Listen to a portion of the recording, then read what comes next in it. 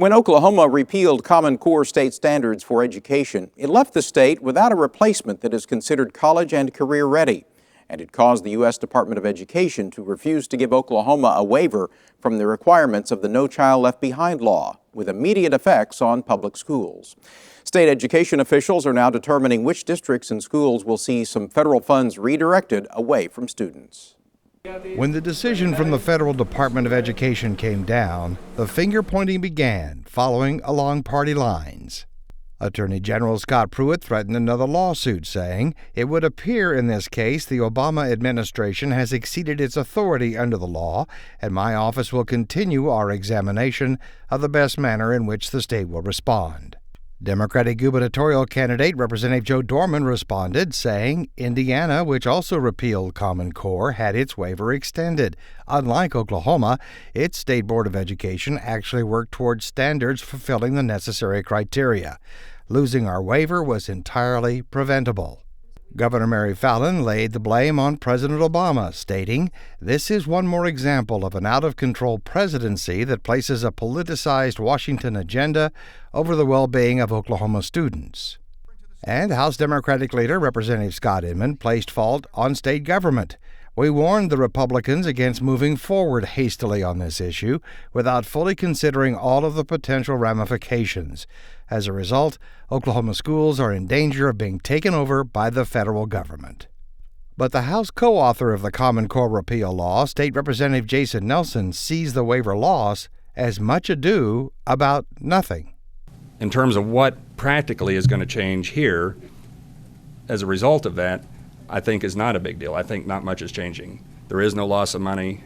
They're not even required to set aside of the 20% of the Title I funds for use by parents to do the tutoring that we talked about. So I think it's really a non-event event. Oklahoma Education Association President Linda Hampton views it differently. I think any time that you say that you are going to have $30 million that are already in a budget that are going to have to be redirected this year, and then consider the fact that we operate in Oklahoma on a budget that is $200 million less than what we had in 2008. So $30 million is a big deal. While Oklahoma was given a year's grace period before 20% of the Title I federal funds that go to low-performing schools must be spent the way the federal government wants, there is another $30 million that will be redirected now. Title I schools have to redirect 10% of that federal money toward teacher improvement, and school districts have to do the same thing. Because that $30 million was largely being used to pay teacher salaries, the real impact on public education will be felt soon. It allowed them to do things like hire teachers, and we're having a teacher shortage right now, and this has helped alleviate some of that. It's helped us to keep class sizes smaller. And all this is now going to be subject to change. A concern that is shared by Amber England, Executive Director of Stand for Children Oklahoma, a 501c3 and C4 organization that allows them to support education issues and at the same time raise money to provide independent campaign expenditures on behalf of political candidates. So we're concerned that many districts across the state are going to see layoffs of teachers. These schools could actually be turned over to the state, could become for-profit charter schools. There's a whole bunch of different scenarios that losing the waiver, what that means. If the state is still waiverless and working on new standards when the grace period expires, another $30 million will be diverted, and Hampton believes some of it will go to higher for-profit education businesses. They will certainly have an opportunity to get it. And part of our concern is that Oklahoma's children's education should not be for sale.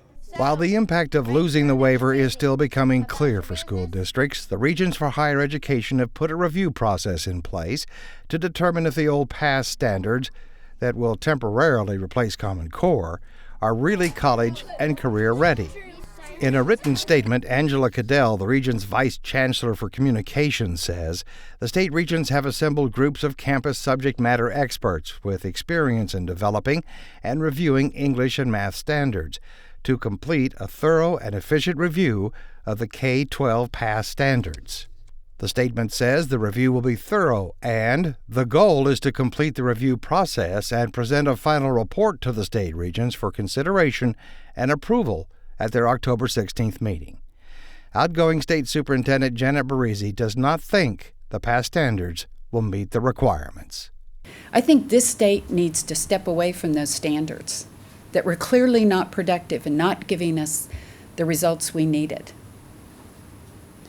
I think we need to write new standards. Oklahoma City Public Schools may see nearly $4 million in federal funds that had gone to help students in low-performing schools redirected to teacher improvement.